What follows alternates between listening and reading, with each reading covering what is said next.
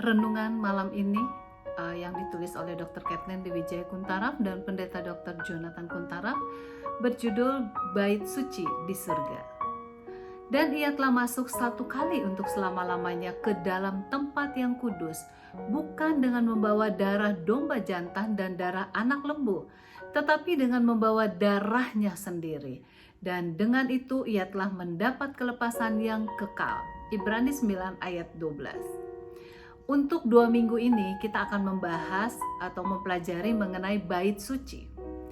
Allah telah menyuruh Musa membangun tempat kediamannya di dunia ini sebagaimana yang tertulis dalam Keluaran 25 ayat 8. Kemudian kita lihat di dalam Ibrani 9 ayat 1 yang menyatakan bahwa bait suci berfungsi sebagai peraturan-peraturan ibadah pertama yang ditulis dalam Perjanjian Lama. Nah, inilah tempat di mana umat Tuhan diajar mengenai jalannya keselamatan. Kurang lebih 400 tahun kemudian, bait suci yang permanen di Yerusalem dibangun oleh Raja Salomo untuk menggantikan bait suci yang dapat dipindah-pindahkan dahulu yang dibangun oleh Musa.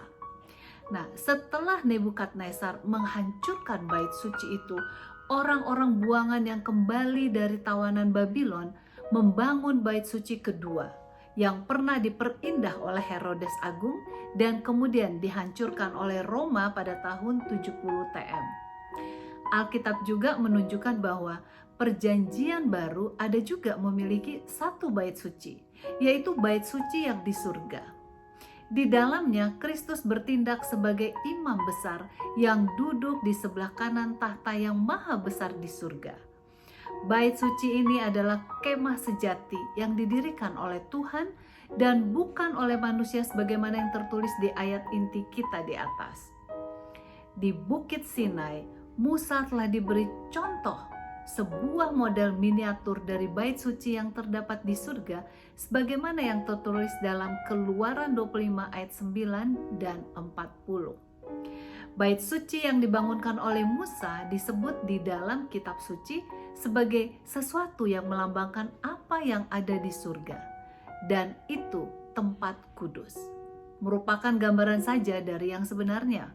Sebagaimana yang tertulis dalam Ibrani 9 ayat 23 dan 24. Dengan demikian bait suci dunia dengan segala pelayanannya memberikan kepada kita suatu gambaran khusus akan pelayanan yang terjadi di bait suci surgawi. Di dunia penglihatan Yohanes Pewahyu, ia melihat bait suci dan menggambarkannya sebagai bait suci kemah kesaksian di surga. Sebagaimana yang tertulis dalam Wahyu 15 ayat 5 dan sebagai bait suci Allah di sorga yang tertulis dalam dalam Wahyu 11 ayat 19. Di sana juga dilihatnya peralatan yang digunakan di dalam bait suci dunia merupakan suatu tiruan dari yang didapatkan dalam bait suci surga. Misalnya, 7 kaki dian yang tertulis dalam Wahyu 1 ayat 12. Dan sebuah mezbah pedupaan yang tertulis dalam Wahyu 8 ayat 3. Yohanes juga melihat tabut perjanjian seperti yang ada di bilik yang maha suci yang terdapat dalam bait suci dunia sebagaimana yang tertulis dalam Wahyu 11 ayat 19. Jadi jelaslah bahwa kitab suci menampilkan bait suci surga sebagai suatu tempat yang nyata sebagaimana yang tertulis dalam Ibrani 8 ayat 2 dan bukanlah hanya sebagai sebuah metafora atau sesuatu yang abstrak atau yang tidak ada. Bait suci surga adalah tempat tinggal utama Allah.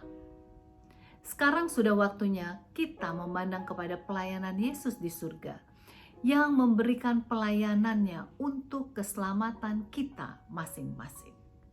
Tuhan Yesus memberkati.